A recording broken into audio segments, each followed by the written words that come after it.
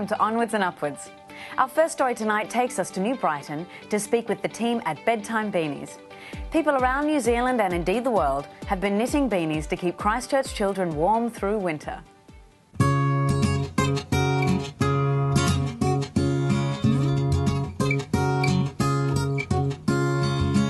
It was written that I would love you from the moment I opened my eyes, and the morning when I first saw you gave me life under calico skies. The original idea was after the February earthquake, when a lot of our houses out here lost our chimneys and fireplaces and we had a cold snap.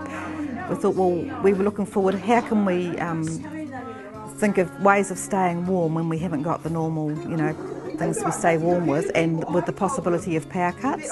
And so the idea of the bedtime beanie, wearing a hat at night in your cold houses to keep your heat in your body, was just a simple idea. And we just thought, right, okay, we're knitting up some hats for the local children, local school children, but put it out through the New Brighton Project newsletter, and then it linked out through the internet, and then we have a nationwide campaign, and we've done many primary schools and preschools throughout the whole district, so it's been absolutely fabulous, the support from around the country. Do you know how many beanies and scarves you've actually made? We personally, the group, have made probably heading for 400 or 500, or some of the knitters, but there are over 8,000 beanies have come in from around the country. From the moment I opened my eyes. The original idea was just practical, knit hats keep warm, but it's has had other layers develop amongst it. It's a social aspect. We've met a lot of friends that we hadn't met before through the Knitting Bee. We've had the internet, well, it is international too actually, but we've had this wonderful network of individuals and groups throughout the country. So they've sent lots of messages of love and support. So it's, and the other aspect is many elderly people from throughout the country have loved knitting these beanies because they can actually do something to help. Everybody's been affected, and lots of people know and love Christchurch, and there's been a lot of sadness from around the whole country. But they've said, look, thank you, we just love to knit this and send it, and it's been really gorgeous. Through all these earthquakes, making things is a great way of actually getting through it, like of calming you, and you have something to look forward to.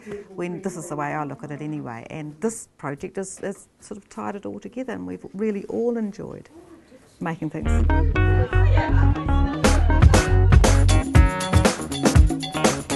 So how many beanies have you made? I think it's getting close to 90. Wow. And are any of these yours? Yes, these are all mine.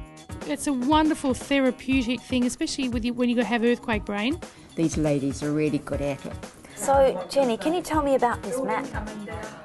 Well, the mat, we use this when we visit our schools or well, not so much the preschools, the primary schools, but it's also just as a visual record of all the wonderful support we're having. And of course, initially we just had a few places in, and actually every time now beanies arrive, boing, and they're not on the list, on they go. We've got Margaret from Gore. She's knitted over 80 hats for us. One woman? Yeah. Wow. Yeah, it's absolutely fabulous. Every place has a story. I noticed that you can talk and knit at the same time. Many years of practice. To whoever receives this hat, my grandmother knitted this very special hat, and I hope it keeps you warm. From Eve, who's 10 years old. So some little child will get that hat, and it'll be just a lovely little keepsake. Do all the hats come with a little note? They do. They all.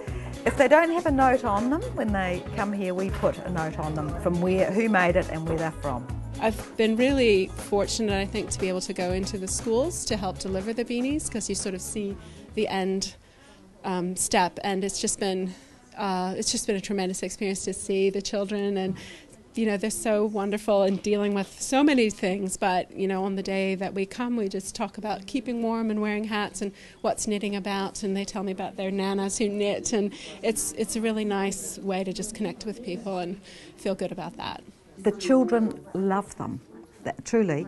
You've only got to look on all the the school newsletters and the photographs, and to just go up, choose their own beanie, see where it, and it's been a wonderfully positive response. I think a lot of them have had just a really hard time and just had to deal with lots of disruption and moving around a lot and not having toilets and all kinds of things. And it's just hard for children, as they really need those routines and sense of security. So anyway, yeah. Well, it's nice to know that somebody is literally making them their safety blanket or their safety beanie. Yeah, so it's good on you. Fun. It's really wonderful. Thank you.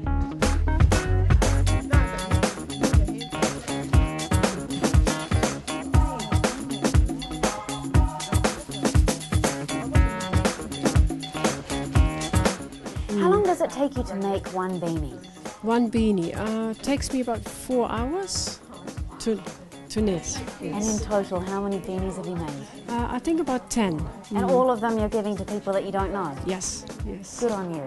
This is a beautifully knitted beanie. Like, many beanies are just plain, pearl and plain, but this is an exceptional, beautifully knitted beanie, and it's made by Carol of Upper Hutt. I mean, every beanie is beautiful, but the actual workmanship and pattern of this is truly lovely. And each week, as all the beanies arrive at home, I usually bring any that have got a pattern, or if it's just a bit different, I bring along and show everybody. I've knitted you this beanie to keep you warm at night. I thought perhaps your house may not be weather tight. I hope it keeps you cosy, I hope it keeps you snug, for I have filled each beanie with love and lots of hugs. Well, originally we thought we needed 1,000 beanies for the local schools, just in the central New Brighton area, roughly speaking. So as the beanies came in, we were able to extend so with 8,000 beanies we've focused on the Burwood Pegasus, basically the Burwood Pegasus ward, because that's where we all live and that's where a lot of the damage is anyway. But we have also gone to Heskett and Diamond Harbour and Woolston, Phillipstown, Linwood. We're in the final stages now, but if the beanies drift in, we will just keep pushing them out. But we have got mainly covered everything that was our original. Well, we've done far, far more than what was our original goal.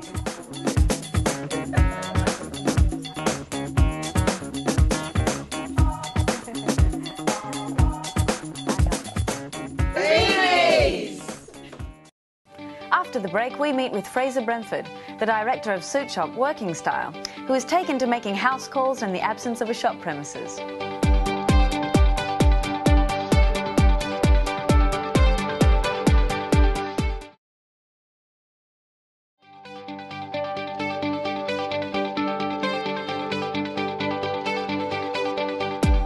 Suit Specialists Working Style were located in the city on Colombo Street. The store has been closed since February 22nd, but rather than waiting for a new premises, director Fraser Brentford has continued to operate, working out of his car and making house calls.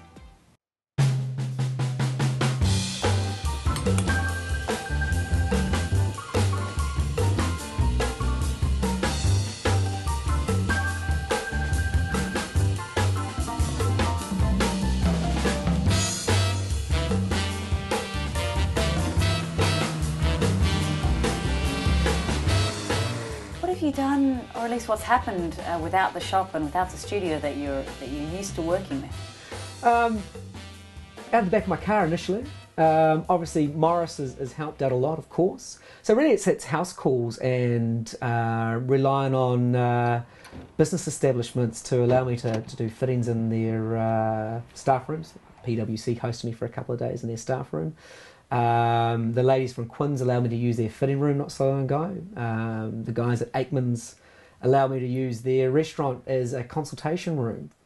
We do what we need to do out of necessity, and so doing household deliveries, it made the most perfect sense. Without a shop, they can't come to me, so I might as well come to them. And we're very lucky that we've got stores in Wellington and Auckland that we're obviously unaffected by not having the store here in Christchurch. So for me to be able to pull the stock out of their stores and look after people straight away, even while our own Christchurch stock was still sitting in the red zone, just allowed us to get on with it. The process is much longer now, but I think a lot of people are understanding. Also for me, there's just the ability to get out and catch up with people I haven't seen.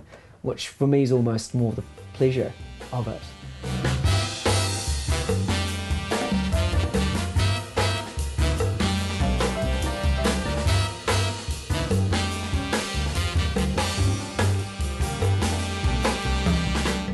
So Fraser, what have we got here? Well, this is a sample of what we're doing for the season. So when I go to the customers door to door, I have usually about 6 or 7 suit bags with 3 garments in each. Had the rack in the back of the car, so before I wheel my range in for this the visit, I get everything organised, and it allows me just to give the customer an idea of what we're doing for the season. People are really enjoying it, the novelty of it as well, and let alone turn up in the Morris Minor, which is quite hard case. I mean, you know, it's quite there's a warmth factor to it, which is quite nice. The hardest thing is finding people with time. Everyone is so busy, and they're busy for a reason, because they're getting their businesses driving forward and taking advantage of the opportunities ahead.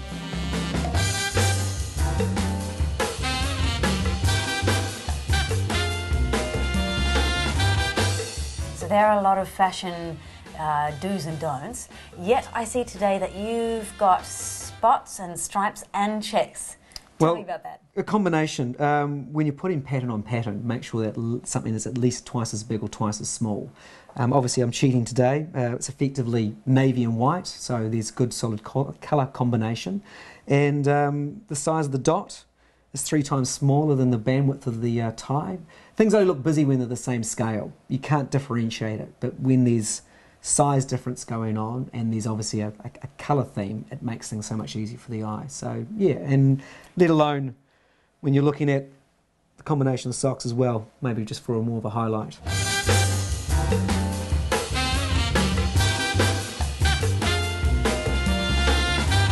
And was it important to start trading as soon as possible? It was important to make sure that people didn't pick up what I call bad habits, going somewhere else. So if someone needed something from us, I would do my best to make sure that we could deliver on that. Have you kept any of those regular customers that you used to have? Oh, our business is based on 90% return customer business. We work very hard to make sure that we don't lose people, and that's where the tailor-made. Once someone's had tailor-made, I always refer to it as like travelling on a plane. I mean, there's a difference between business class and economy. Same plane, but a very different experience.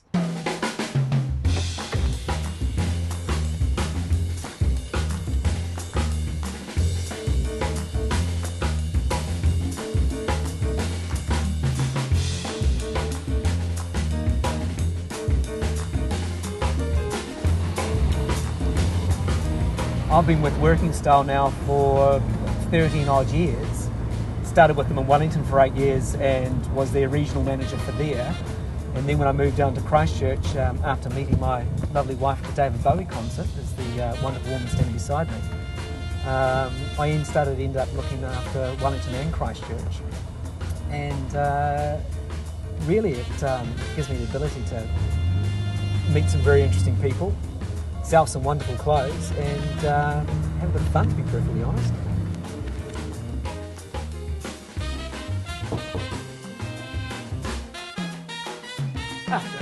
Yeah, good to see you, David. Indeed, only weather's good for the ducks, that's for sure. Just through here in the kitchen? Perfect. Fraser, can you tell me a little bit about the process? Well, this is the 3rd visit with David now. We spoke on the phone, it was about last week, wasn't it? Discussion around casual jacket. So I popped over on the first visit, took some measurements, left David the books over the weekend to have a look at, to decide on what he's actually contemplating, and it also give me a much better idea of what he's looking for as well. And then from that I've been able to check with our mills, because these fabrics actually come from Scotland, so I've been able to check with them in Scotland to see if they're still available, which is all good. It's just really a case of now just doing some measurements and confirming the style of the jacket and how we'll detail it up, and let alone how we always like to personalise the jacket with an inside label, so we'll come up with something a little bit creative on that, which will be good. Great. David, what do you think of the service that Fraser is offering? That's great. You know, it's I've had a few suits with Fraser, so you know, I'm very comfortable dealing with him, and I was sad that it was sort of inside the red zone. So having having the house called is great. It's an old-fashioned service. Yeah, it's fantastic. It really works for me. I'll get you to try this on, David. Cool. Now the other question, of course, is what sort of lining I'm going to have inside. Oh, not sure what. Well, I think with a chocolate like that, Yep. I think finding something that is either a little bit more complementary. Yep. Could even go for something like burnt orange, which could be a really good option as well. Yeah. The opportunities in Christchurch are going to be amazing. There's just that short period of time, we'll call it short, of getting through the quagmire that we're in at the moment. So we're committed to staying here. So our belief is that Christchurch is going to be very important for working style. Your vision for the future of Christchurch, how are Christchurchians dressing? Out of anything that's adversity, things go back to quality and classic. So, you know, I hope it's well tailored.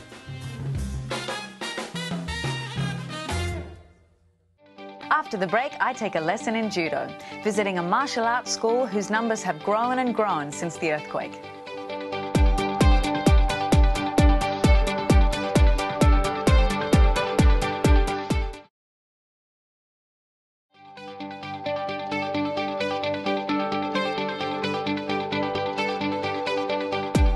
The Christchurch Judo School has seen its roll numbers increase since the February earthquake, offering students exercise and a break from the difficulties of day-to-day life in Christchurch.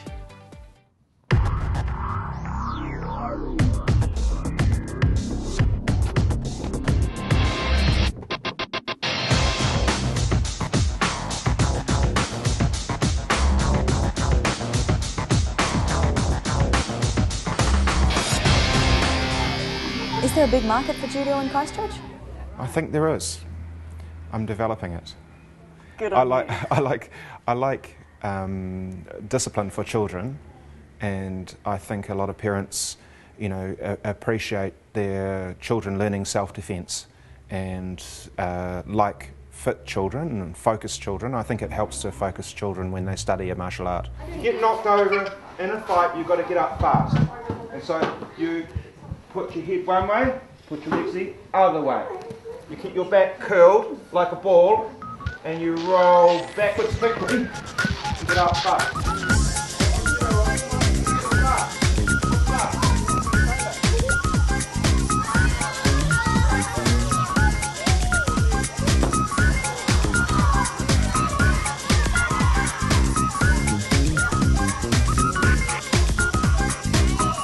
And here in sumo, you go forward, you touch down and you go forward and you hit. It's about the tackle, the hit. The first earthquake was significant because it broke the old dojo and we couldn't go back in there. Even though it was green stickered, it was really effectively red stickered because the walls were falling outwards on it. It was very dangerous, and it's going to be demolished. So when we moved here, the second one, it rattled this place a wee bit, and we had liquefaction inside through the floor slab, up sand under these mats here. It pushed the mats up into a pile, and we had to get rid of all the sand, and then out the back dojo had the water and sand, and it flooded the mats out there, and we had to wash them all down, dry them out, and we got some mats out drying now from the most recent one. They're outside. Most of the old halls went down in the earthquake, so a lot of martial arts training dojo, the places people train, were lost in the earthquakes. So how has this school grown in numbers since the earthquakes? Well, we came from probably about 120 with our combined martial arts clubs, and we've grown to 200 in the time. And since it's been pretty tough, you know, trying to grow it, but we've achieved that through the enthusiasm of the students, really, because we haven't been able to afford to advertise much. We only had these tiny little bits of paper we give out to the children and say, tell your friends about it, and you know, it's been pretty well word of mouth.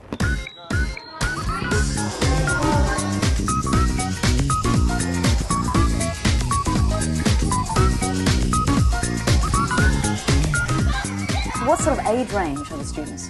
From 4 through to oldies, 55, 60 would be the oldest, I would imagine.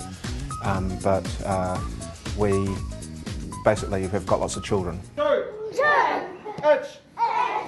I think for the time that the children are involved in the sport, I think they get a lot of value out of it because it's intensive.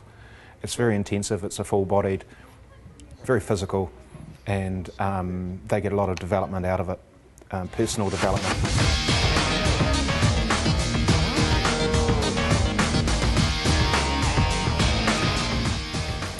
mess you up. We're used to dealing with people that are resisting. Yeah. Because judo, you resist each other all the time. Yeah. And even if you want to resist, I can still knock you over. Knock you over. See, I knew that was coming that time. Yeah. Yeah. And then grab my elbow. Here. And then just kick out my foot this way. This way? Yeah, kick it out this way. And just sort of flick it there. Yeah, good. You're out. Yeah, you're good. You kick it out. Yeah. In enough time to shoot. Yeah, that's. I can feel the pressure in the joint. It wants to snap here. So you just have to try and pull back. Yeah. Ah! Was it important for you to reopen as soon as possible?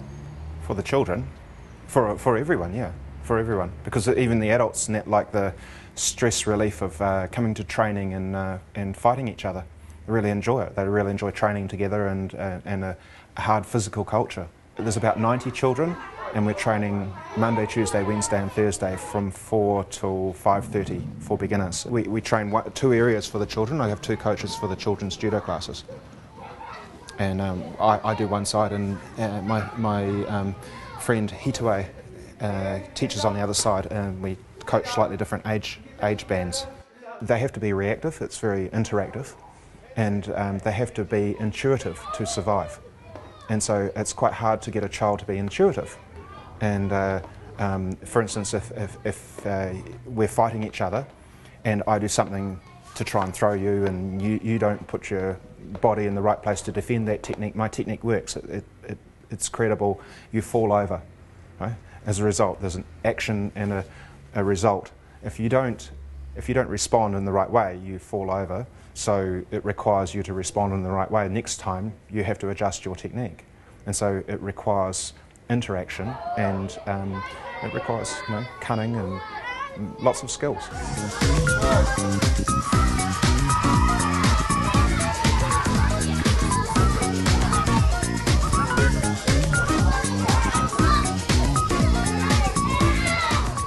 What are your hopes for the future of Christchurch? For stability. I hope we can resettle our centre. Our damaged centre is really, that's I felt really affected by seeing the church so broken, our cathedral, and I want to see our people,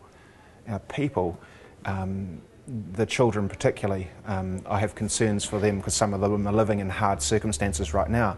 I want to see them assisted to grow through this troubled time, and the parents to realise that the children, need a break, and lots of kids do. Lots of kids need a break. They need help, and sometimes their parents are so busy they haven't really got time for their children, and just because it's a busy time as well.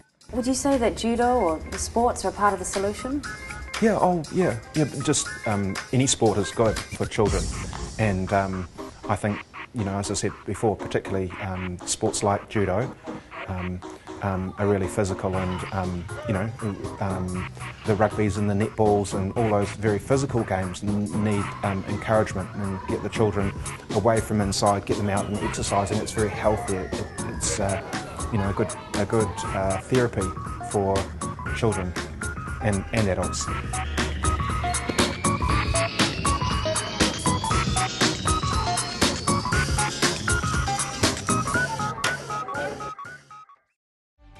Thanks so much for joining us tonight. We'll be back next week. Until then, take care.